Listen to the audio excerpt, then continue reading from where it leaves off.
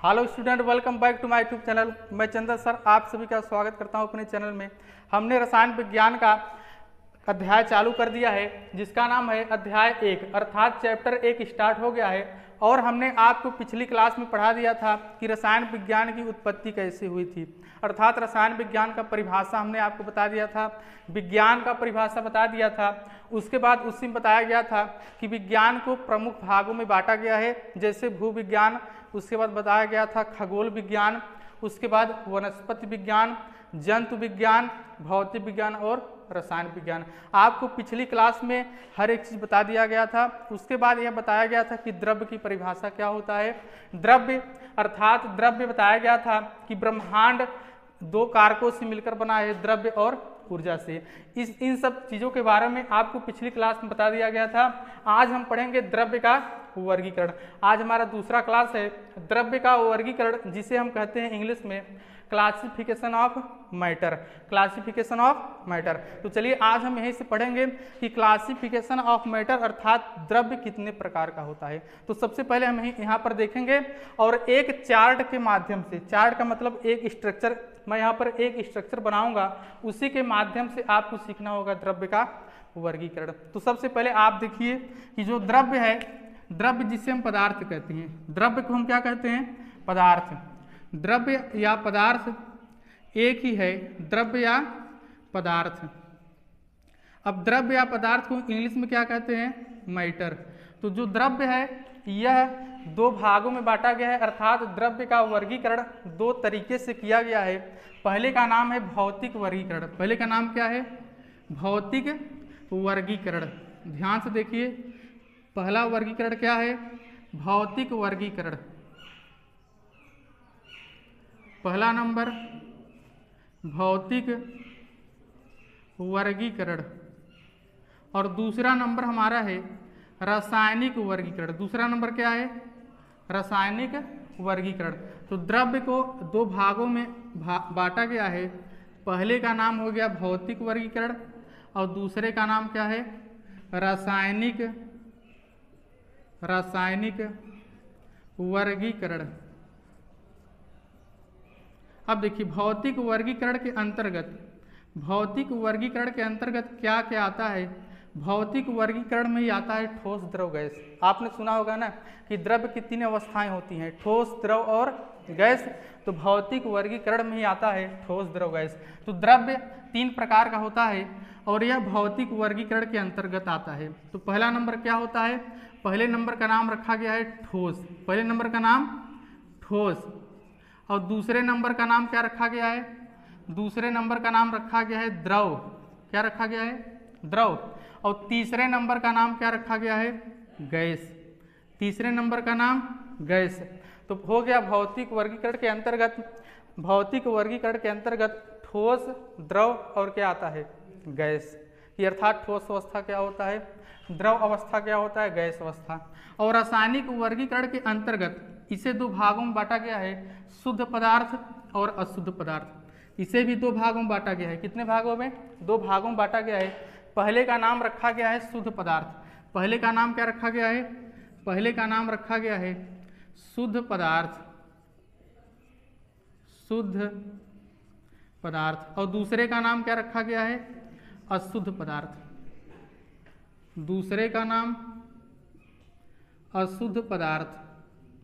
अशुद्ध पदार्थ का एक और नाम रखा गया है जिसे मिश्रण कहते हैं। एक और इसका नाम है, उसका नाम क्या रखा गया है? मिश्रण।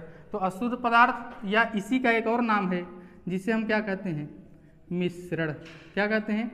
मिश्रण। अब ध्यान से देखिए, तो द्रव्य या पदार्थ को दो भागों में बांटा गया है, भौतिक वर्गीकरण के आधार पर और रासायनिक वर्गीकरण के आधार पर। भौतिक वर्गीकरण के आधार पर ठोस, द्रव, गैस। रासायनिक वर्गीकरण के आधार पर द्रव्य कितने भाग में बट गया? शुद्ध पदार्थ और अशुद्ध पदार्थ, जिसे मिश्रण कहते हैं। अब शुद्ध पदार्थ जो है इसे भी दो भागों में बांटा गया है। एक का नाम रखा गया है तत्व। एक का नाम क्या रखा गया है? तत्व। पहले नंबर का नाम रखा गया है तत्व और दूसरे नंबर का नाम क्या रखा गया है? यौगिक। तो पहले का नाम तत्व और दूसरे का नाम यौगिक। अब फिर कहा जाता है कि जो तत्व है तत्व को भी 3 भागों में बांटा गया है। तत्व को 3 भागों में बांटा गया है, धातु, अधातु, उपधातु। तो तत्व भी अब 3 प्रकार का होता है। तत्व कितने प्रकार का होगा? 3। पहले का नाम रखा गया है धातु, धातु, और दूसरे का नाम क्या रखा गया है? अधातु, अधातु, और तीसरे का क्या नाम रखा गया है? उपधातु। तीसरे का नाम उपधातु। तो तत्व 3 प्रकार का, धातु, अधातु, उपधातु। अब उसके बाद यहाँ पर है यौगिक। क्या लिखा गया है? यौगिक। अब यौगिक भी 2 भागों में बांटा गया है। पहले का नाम रखा गया है कार्बनिक यौगिक और दूसरे का नाम रखा गया है अकार्बनिक यौगिक। पहले का नाम क्या है? पहले का नाम है कार्बनिक यौगिक, कार्बनिक यौगिक, और दूसरे का नाम क्या है? अकार्बनिक यौगिक। दूसरे का नाम अकार्बनिक, अकार्बनिक यौगिक। ये हम पढ़ रहे हैं द्रव्य का वर्गीकरण, क्लासिफिकेशन ऑफ मैटर। अब देखिए वहां पर बचा अशुद्ध पदार्थ अर्थात मिश्रण। क्या बचा? अशुद्ध पदार्थ अर्थात मिश्रण। अब कहा जाता है कि अशुद्ध पदार्थ अर्थात मिश्रण भी 2 प्रकार का होता है। मिश्रण भी कितने प्रकार का होता है? 2 प्रकार का होता है। पहले का नाम रखा गया है समांगी मिश्रण। पहले का नाम क्या रखा गया है? पहले का नाम रखा गया है समांगी मिश्रण। तो अशुद्ध पदार्थ का 2 भाग, समांगी मिश्रण, समांगी मिश्रण, और दूसरा नंबर क्या हो जाएगा? विषमांगी मिश्रण।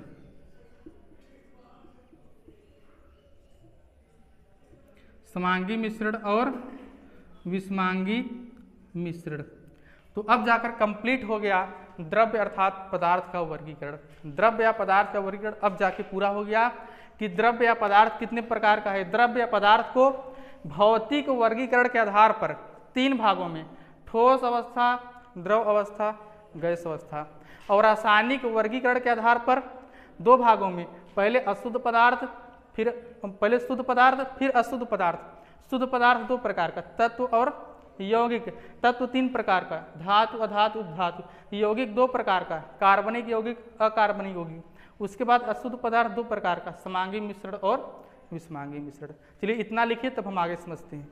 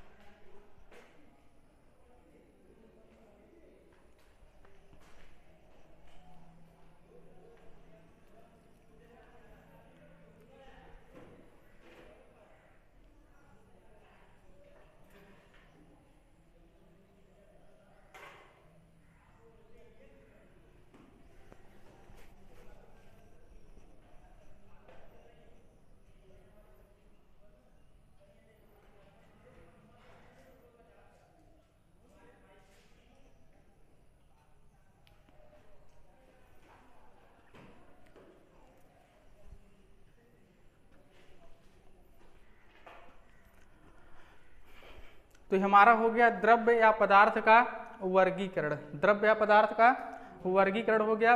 अब चलिए इसी को हम देखते हैं कि द्रव्य या पदार्थ, भौतिक वर्गीकरण, रासायनिक वर्गीकरण, शुद्ध पदार्थ और अशुद्ध पदार्थ को इंग्लिश में क्या कहते हैं, अर्थात इस पूरे स्ट्रक्चर का हम इंग्लिश में देखेंगे। क्या देखेंगे? इंग्लिश में स्ट्रक्चर देखेंगे। तो चलिए देखिए, द्रव्य को पहले नंबर बताइए, द्रव्य को इंग्लिश में क्या कहते हैं? द्रव्य को इंग्लिश में मैटर कहते हैं। क्या कहते हैं? मैटर। मैटर का मतलब क्या हो गया? द्रव्य।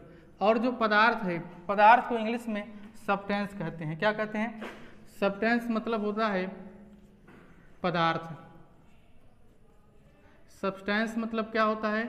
पदार्थ। उसके बाद अब बताइए कितने भागों में बटा गया है? भौतिक वर्गीकरण। भौतिक वर्गीकरण को अंग्रेजी में कहते हैं फिजिकल क्लासिफिकेशन। क्या कहते हैं? इसे अंग्रेजी में कहते हैं फिजिकल क्लासिफिकेशन। भौतिक वर्गीकरण को क्या कहेंगे? Physical classification.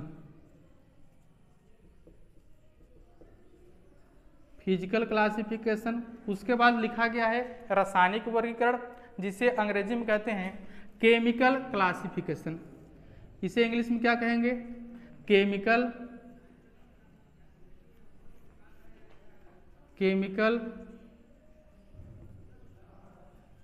Classification. Chemical classification. अब देखिए फिजिकल क्लासिफिकेशन अर्थात भौतिक वर्गीकरण ठोस, द्रव और गैस में है। अब ठोस को हम इंग्लिश में क्या कहते हैं? सॉलिड। सॉलिड का मतलब क्या होता है? ठोस। तो ठोस का इंग्लिश में नाम हो गया सॉलिड। सॉलिड या आप सॉलिड कहिए, जैसे यहाँ पर, या आप ठोस कहिए या ठोस अवस्था सही रहेगा, या द्रव कहिए या द्रव अवस्था तब भी सही माना जाएगा, या गैस कहिए या गैस अवस्था तब भी सही माना जाएगा। तो आप यहाँ पर कहेंगे सॉलिड या सॉलिड स्टेट, आप कहेंगे लिक्विड या लिक्विड स्टेट तब भी आपका सही माना जाएगा। तो द्रव को हम कहेंगे लिक्विड और गैस को गैस ही कहते हैं, तो गैस लिखा जाएगा। उसके बाद लिखा गया है रासायनिक वर्गीकरण, दो प्रकार का, शुद्ध पदार्थ और अशुद्ध पदार्थ। शुद्ध पदार्थ को हम कहते हैं प्योर सब्सटेंस। क्या कहते हैं? प्योर सब्सटेंस हो गया, प्योर सब्सटेंस। उसके बाद यहां पर लिखा गया अशुद्ध पदार्थ अर्थात मिश्रण। अर्थात क्या है? मिश्रण। तो अशुद्ध पदार्थ को हम कहते हैं अप्योर, या मिश्रण का इंग्लिश में नाम रखा गया है मिक्सचर।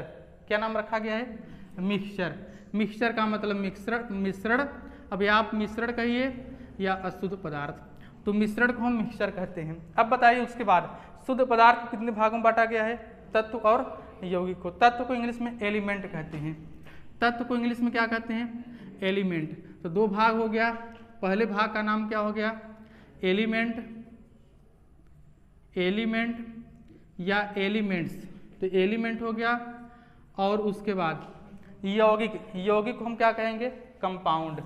यौगिक को अंग्रेजी में क्या कहते हैं? कंपाउंड का मतलब होता है, कंपाउंड का मतलब होता है यौगिक। अब फिर देखिए तत्व कितने प्रकार का है? धातु, अधातु, उपधातु। अब देखिए धातु को इंग्लिश में क्या कहते हैं? धातु को अंग्रेजी में क्या कहते हैं? धातु को अंग्रेजी में कहते हैं मेटल। क्या कहते हैं? धातु को हम अंग्रेजी में कहते हैं मेटल। तो धातु का इंग्लिश हो गया मेटल, मेटल। उसके बाद अधातु, अधातु का इंग्लिश में कहते हैं नॉन मेटल। क्या कहते हैं?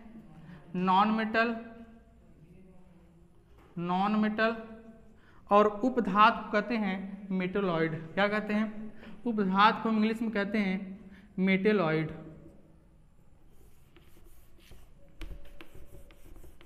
इसका इंग्लिश में नाम क्या रखा गया है? मेटेलॉइड। हो गया मेटल, नॉन मेटल और मेटेलॉइड। उसके बाद देखिए अब यौगिक कितने प्रकार का है? कार्बनिक यौगिक और अकार्बनिक यौगिक। कार्बनिक यौगिक को हम कहते हैं ऑर्गेनिक कंपाउंड। कार्बनिक यौगिक का अंग्रेजी में नाम क्या रखा गया है? तो हम आपको वही चीज़ बता रहे हैं, यहाँ पर हिंदी में लिखा गया था, अब हम इसका क्लासिफिकेशन किस में देख रहे हैं? इंग्लिश में। तो क्या कंपाउंड को कार्बनिक यौगिक, अकार्बनिक यौगिक, कार्बनिक यौगिक को इंग्लिश में कहते हैं ऑर्गेनिक। ऑर्गेनिक का मतलब कार्बनिक। Organic compound. ऑर्गेनिक कंपाउंड मतलब कार्बनिक यौगिक, और इनऑर्गेनिक का मतलब अकार्बनिक। तो अगला नंबर हो गया inorganic. Inorganic compound. Inorganic compound मतलब अकार्बनिक। अब हमने आपको मिश्रण बताया था दो प्रकार का, समांगी और विषमांगी। तो समांगी मिश्रण को कहते हैं होमोजीनियस मिक्सचर। समांगी मिश्रण का इंग्लिश में क्या नाम रखा गया है? Homogeneous mixture. और विषमांगी मिश्रण का इंग्लिश में नाम रखा गया है हेट्रोजीनियस मिक्सचर। हेट्रोजीनियस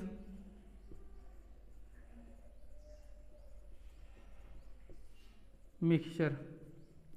तो द्रव्य अर्थात पदार्थ का हमने आपको सबसे पहले हिंदी में बताया क्लासिफिकेशन, उसके बाद इन सभी का क्या हमने बता दिया इंग्लिश में क्लासिफिकेशन। तो चलिए इतना पहले कंप्लीट करिए, तब हम आगे देखेंगे स्टेप बाय स्टेप सभी ठोस, द्रव, गैस, शुद्ध पदार्थ सभी का हम क्या सीखेंगे, परिभाषा क्या होता है। और सबसे पहले अब हम देखेंगे भौतिक वर्गीकरण, रासायनिक वर्गीकरण, इन सभी का हम क्या सीखेंगे, डिफिनीशन। क्या सीखेंगे? डिफिनीशन मतलब परिभाषा। तो चलिए पहला नंबर लिखिए भौतिक वर्गीकरण। पहला नंबर भौतिक वर्गीकरण।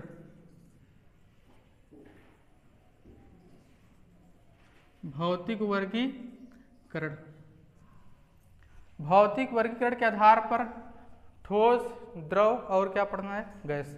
तो हम इसमें लिखेंगे कि भौतिक वर्गीकरण के आधार पर,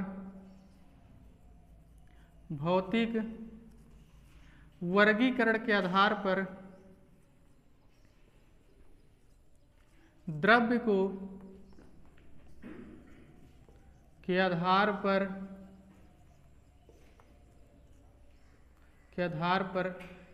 द्रव्य की तीन अवस्थाएं होती हैं। द्रव्य की तीन अवस्थाएं होती हैं। तो भौतिक वर्गीकरण के आधार पर द्रव्य की कितनी अवस्थाएं होती हैं, यदि आपसे पूछा जाए तो आप बताएंगे कि भौतिक वर्गीकरण के आधार पर द्रव्य की तीन अवस्थाएं होती हैं। चलिए एक एक नंबर करके और क्रम से हम सीखते हैं। पहले नंबर का नाम ठोस अवस्था। पहले नंबर का नाम ठोस अवस्था। ठोस को सॉलिड कहेंगे, अवस्था को स्टेट कहेंगे। स्टेट का मतलब अवस्था। तो ठोस अवस्था अर्थात सॉलिड स्टेट। देखिए सॉलिड स्टेट क्या होता है, लिक्विड स्टेट क्या होता है और गैसियस स्टेट क्या होता है। तो सॉलिड स्टेट अर्थात ठोस अवस्था हम उसे कहते हैं जिसका आकार और आयतन निश्चित होता है। न द्रव की वह अवस्था जिसका आकार एवं आयतन दोनों निश्चित होता है, उसे ठोस अवस्था कहते हैं। तो चलिए इसका डिफिनीशन क्या होगा। इसका डिफिनीशन होगा कि द्रव की वह अवस्था, द्रव की वह अवस्था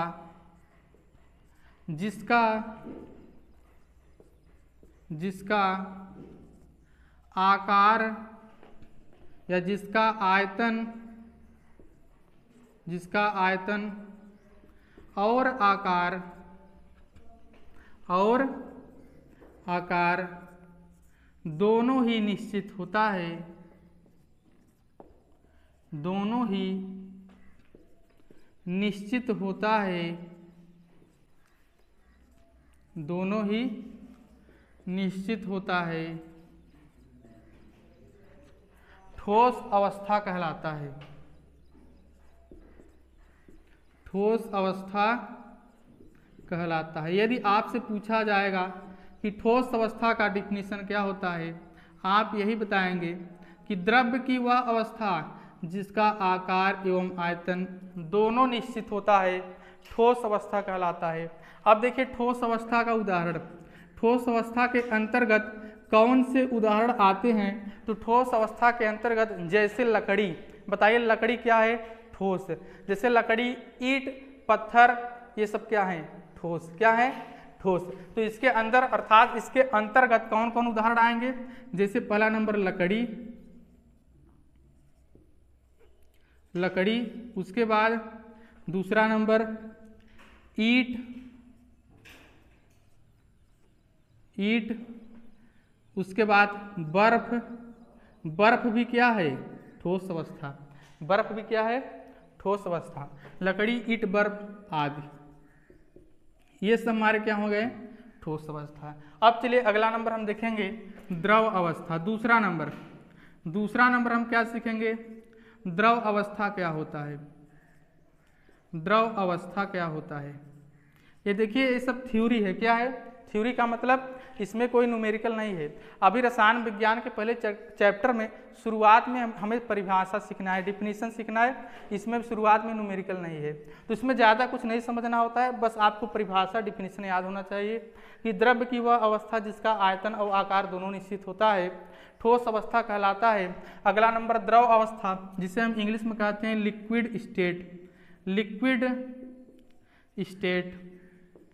अब देखिए इसका परिभाषा क्या होगा, इसका डिफिनीशन होगा कि द्रव्य की वह अवस्था, द्रव्य की वह अवस्था, द्रव्य की वह अवस्था जिसका आयतन तो निश्चित होता है, जिसका आयतन तो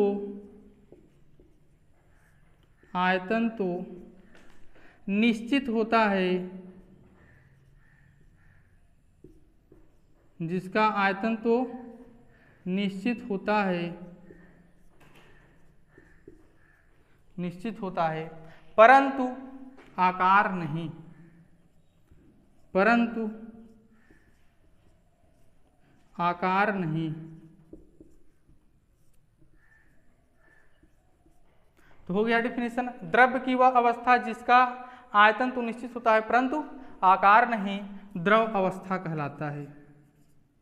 द्रव अवस्था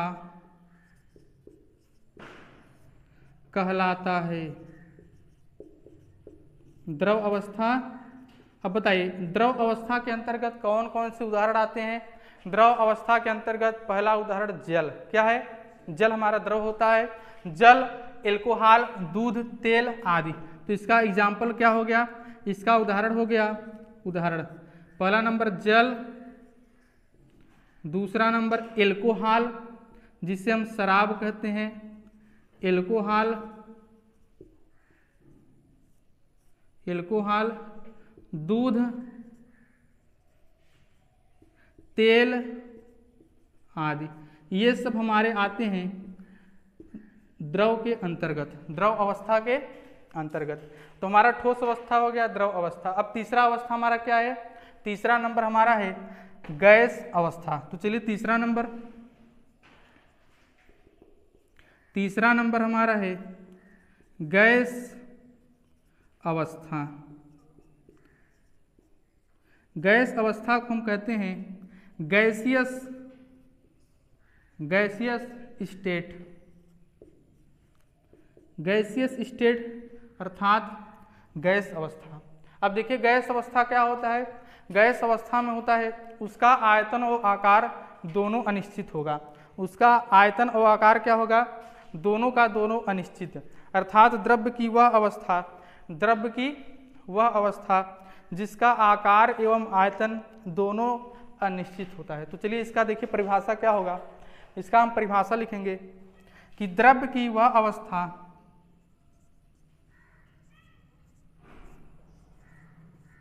द्रव्य की वह अवस्था, द्रव्य की वह अवस्था जिसका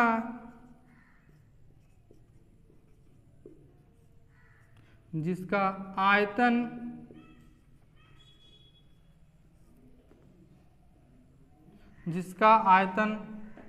एवं आकार,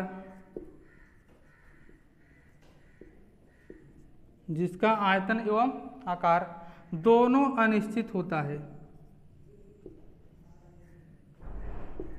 दोनों अनिश्चित होता है,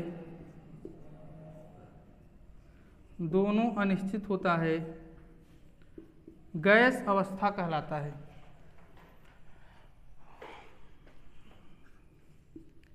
गैस अवस्था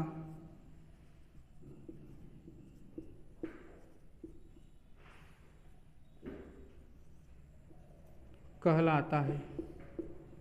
अब देखिए गैस अवस्था के अंतर्गत कौन से उदाहरण आते हैं, जैसे हाइड्रोजन, ऑक्सीजन, नाइट्रोजन, वायु, ये सब हमारे क्या हैं, गैस अवस्था। ये सब क्या है, गैस। तो गैस अवस्था के अंतर्गत कौन कौन से उदाहरण आते हैं, जैसे पहला नंबर हम लिखेंगे हाइड्रोजन। तो चलिए इनका उदाहरण लिख लीजिए। पहला नंबर हाइड्रोजन, हाइड्रोजन हमारा क्या है, हाइड्रोजन हमारा है गैस। अगला नंबर ऑक्सीजन,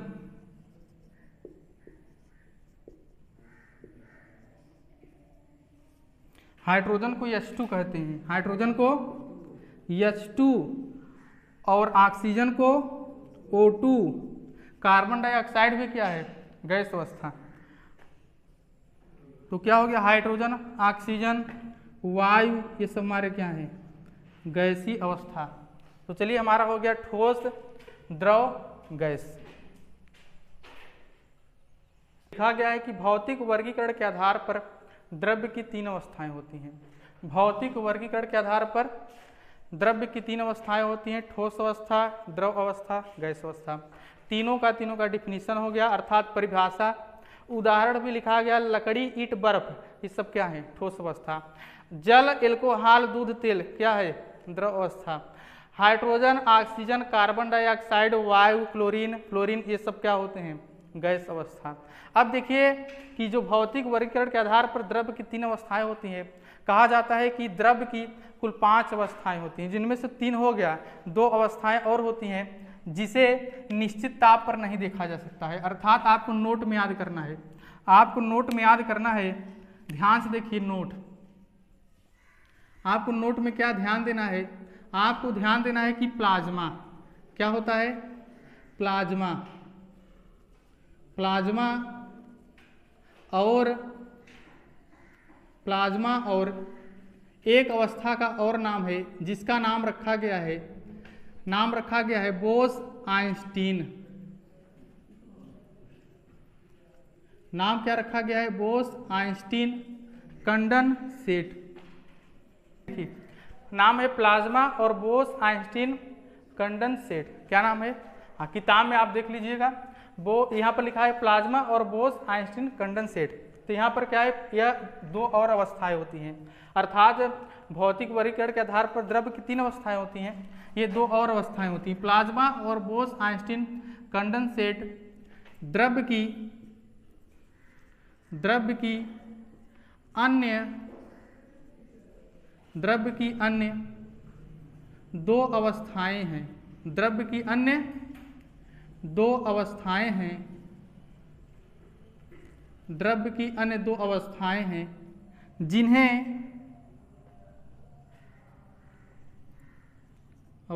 हैं जिन्हें साधारण ताप पर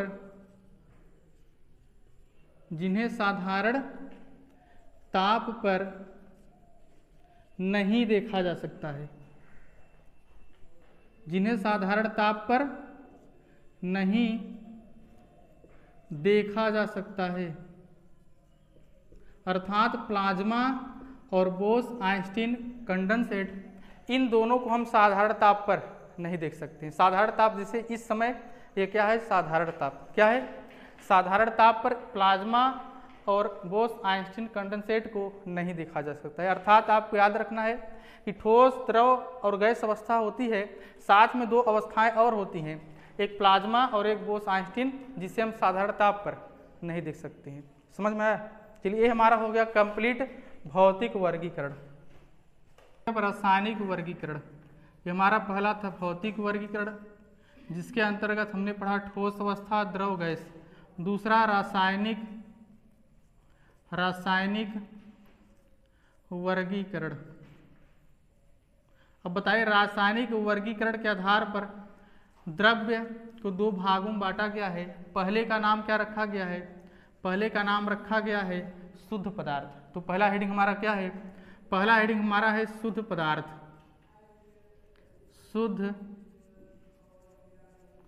शुद्ध पदार्थ। पहला नंबर क्या है? शुद्ध पदार्थ। और शुद्ध पदार्थ को इंग्लिश में क्या कहेंगे? Pure substance.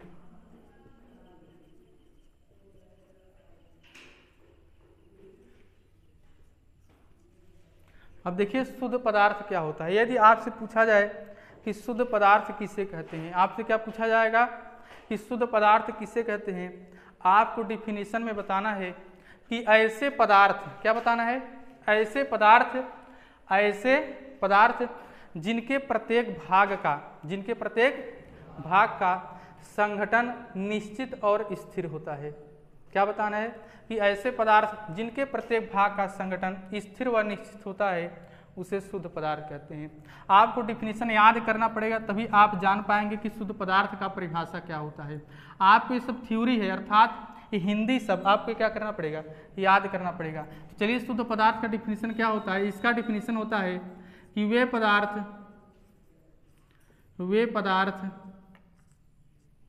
जिनके प्रत्येक भाग का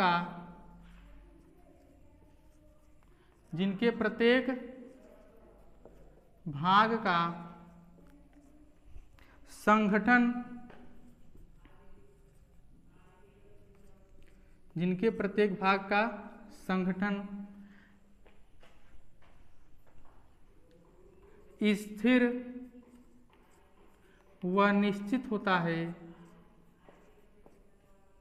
स्थिर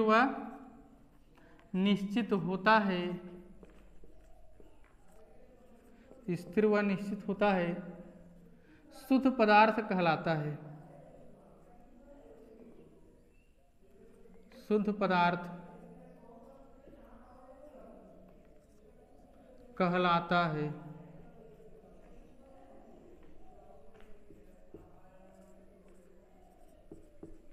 तो आपसे पूछा जाएगा शुद्ध पदार्थ का डिफिनीशन, आपको बताना है कि वे पदार्थ जिनके प्रत्येक भाग का संगठन स्थिर व निश्चित होता है शुद्ध पदार्थ कहलाता है। इसका मतलब जैसे लोहा हो गया, लोहा, तो यदि लोहा का कोई टुकड़ा है, क्या है? लोहा का कोई टुकड़ा है।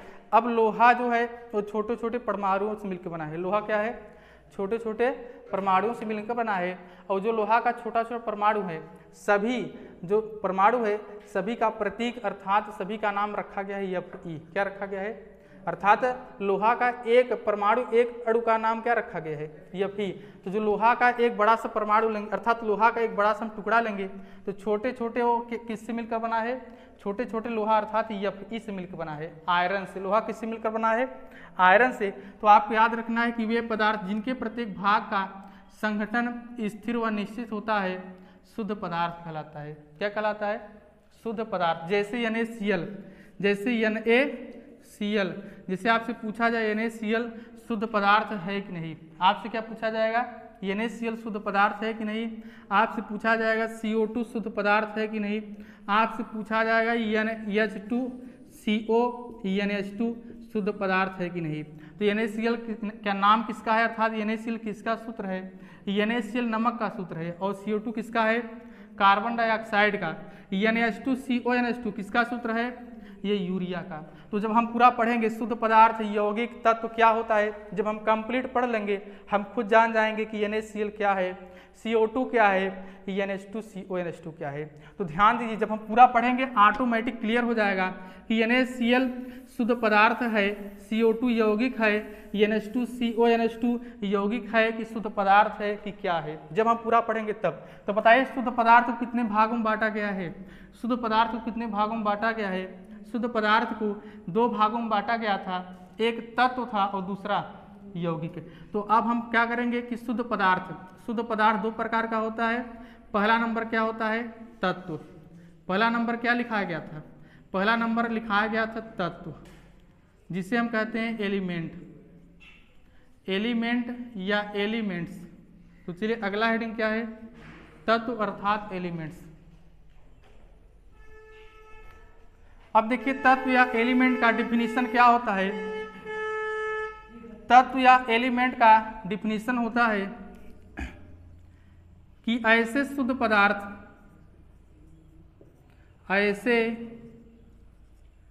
शुद्ध पदार्थ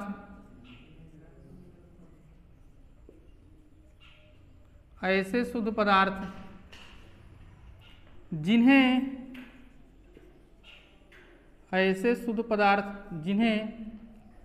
भौतिक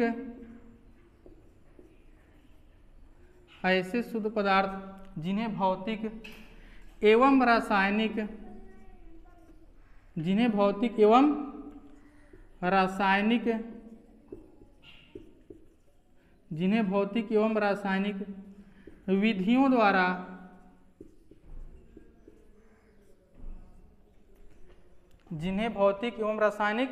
विधियों द्वारा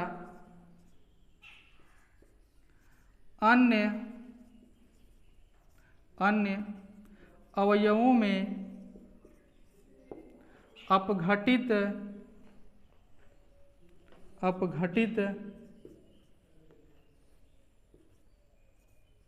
नहीं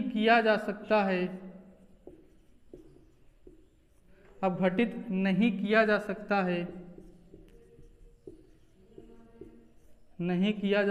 है, और न ही बनाया जा सकता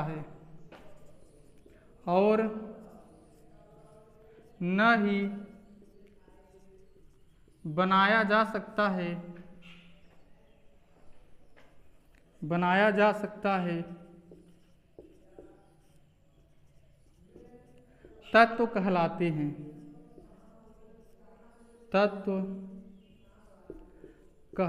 हैं। अर्थात हमने आपको बताया था तत्व और परमाणु एक होते हैं। तत्व जैसे हाइड्रोजन, हीलियम, लिथियम, सोडियम। अब जैसे लिथियम हो गया या सोडियम, हमने आपको बताया था कि लिथियम या सोडियम इसी को हम तत्व कहते हैं या क्या कहते हैं, परमाणु। अब सोडियम को नहीं तोड़ा जा सकता है। सोडियम को क्या लिखा गया है कि ऐसे शुद्ध पदार्थ जिन्हें भौतिक एवं रासायनिक विधियों द्वारा अन्य अवयवों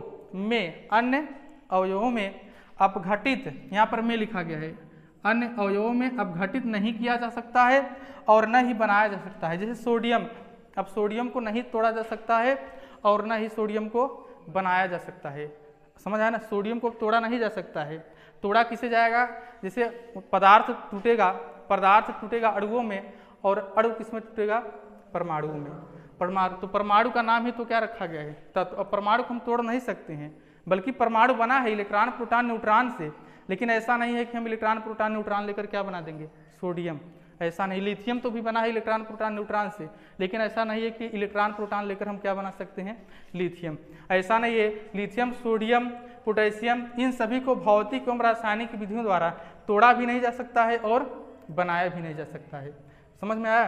तो तत्व का परिभाषा हो गया। और तत्व में क्या आते हैं उदाहरण, तत्व के उदाहरण यही होते हैं। क्या होते हैं, जैसे क्या हो गया, हाइड्रोजन, उसके बाद लिथियम, सोडियम, पोटेशियम, ये सब हमारे क्या हो गए, हमारे सब हो गए कैल्शियम, ये सब हमारे क्या हो गए, तत्व अर्थात परमाणु। तो तत्व अर्थात तत्वों की संख्या कितनी होती है, 118। तत्व अभी तक कितने हैं, 118। तो 118 क्या होते हैं, तत्व। और तत्व का परिभाषा लिखा गया है। अगला नंबर जो हमें अब लिखिए, तत्व में भी क्या है, 3 भाग। तत्व में भी क्या है, 3 भाग। पहले का नाम क्या रखा गया है, धातु। पहले का नाम धातु, जिसे हम मेटल कहते हैं, जिसे हम क्या कहेंगे, मेटल या मेटल्स। और दूसरे का नाम क्या था, दूसरे का नाम था अधातु। अधातु, जिसे हम क्या कहते हैं, नॉन मेटल। और तीसरे का नाम क्या था, तीसरे था उपधातु। क्या था, तीसरा नंबर था उपधातु। उपधातु इंग्लिश में क्या कहते हैं, मेटेलॉइड। इंग्लिश में क्या कहेंगे, उपधातु का इंग्लिश में लिखाया गया था मेटेलॉइड। मेटेलॉइड का मतलब उपधातु। अब देखिए, यदि आपसे पूछा जाए धातु का परिभाषा, तो आप धातु का परिभाषा क्या बताएंगे, धातु का परिभाषा बताएंगे कि ऐसे तत्व जो धनायन बनाते हैं, ऐसे तत्व जो धनायन बनाते हैं उन्हें धातु कहते हैं। अधातु का परिभाषा पूछा जाए, आपको बताना है ऐसे तत्व जो ऋणायन बनाते हैं। हमने आपको धनायन और ऋणायन लिखवाया था। धनायन भी लिखवाया गया था और क्या लिखवाया गया था, इसका मतलब धनायन में जो लिखाया गया था वो सब हमारे क्या थे, धातु, और ऋणायन में जो एग्जाम्पल लिखाया गया था वो हमारे क्या हो गए, अधातु। तो जब आपसे पूछा जाए धातु किसे कहते हैं, आपको बताना है कि ऐसे तत्व जो धनायन बनाते हैं उन्हें धातु कहते हैं, ऐसे तत्व जो ऋणायन बनाते हैं उन्हें अधातु कहते हैं, और ऐसे तत्व जिनमें धातु और अधातु दोनों के गुण पाए जाते हैं उन्हें उपधातु कहते हैं। एग्जाम्पल में आपको याद करना है, एग्जाम्पल याद रखिए। जैसे धातु के अंतर्गत कौन कौन से एग्जाम्पल आते हैं, जैसे इसमें आता है लिथियम। क्या आता है, लिथियम। लिथियम का प्रतीक क्या होता है, Li, लिथियम।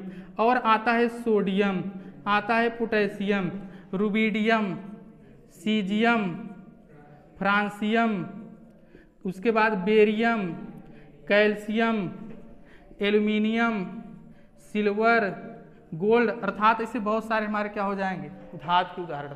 बहुत से हमारे धातु के उदाहरण हो जाएंगे, lithium, sodium, potassium, rubidium, caesium, francium, barium, calcium, aluminium, silver, gold, iron, ये सब हमारे क्या हैं, धातु। अधातु में क्या क्या आते हैं, अधातु में हमारे गैस आते हैं। जैसे गैस में क्या है, जैसे हाइड्रोजन एक गैस होता है।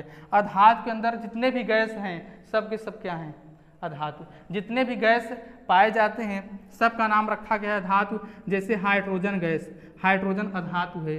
हीलियम भी गैस होता है, अधातु है। जैसे फ्लोरीन गैस होता है, क्लोरीन गैस होता है, ब्रोमीन गैस होता है, आयोडीन गैस होता है, ये सब के सब क्या है, अधातु। नाइट्रोजन भी गैस होता है जिसे N2 कहते हैं। ऑक्सीजन भी गैस होता है।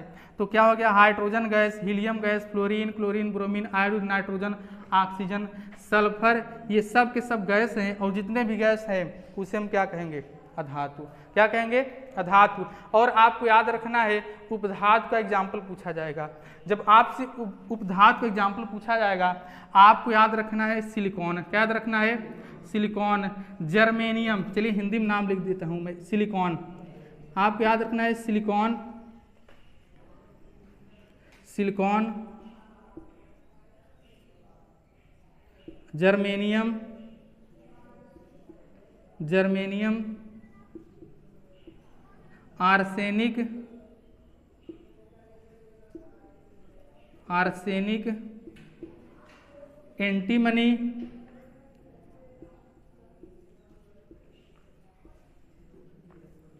क्या हो गया, सिलिकॉन, जर्मेनियम, आर्सेनिक, एंटीमनी, ये सब हमारे क्या हैं, ये सब हमारे हैं उपधातु। ये सब क्या हैं, उपधातु। सिलिकॉन, जर्मेनियम, आर्सेनिक, एंटीमनी, ये सब क्या होते हैं, उपधातु। चलिए इतना लिखिए पहले।